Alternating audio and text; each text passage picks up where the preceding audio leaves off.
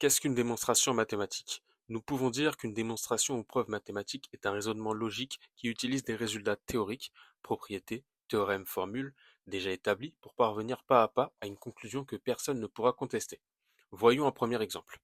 Que peut-on dire de ce dessin à main levée? Ce dessin représente un triangle ABC. Le codage montre que I est le milieu du côté AC et que J est le milieu du côté AB. Ces observations font appel à quelle propriété? Dans un triangle, si une droite passe par le milieu de deux de ses côtés, alors cette droite est parallèle à son troisième côté.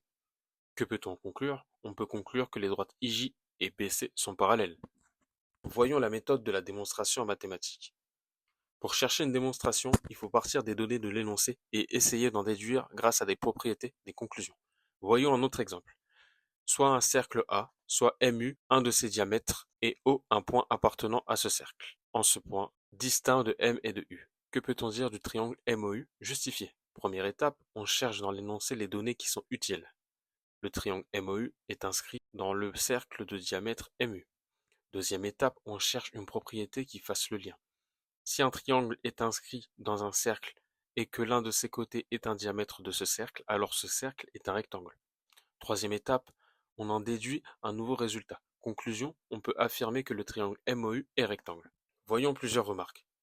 Dans la première étape, il est important de bien identifier que la situation en se posant les questions suivantes. Avec quelle figure je travaille? Y a-t-il des objets géométriques importants? Droite, point, segment. Quelles sont les données qui pourront être utiles? Comme nous l'avons vu précédemment, la deuxième étape doit faire le lien entre les données et la conclusion.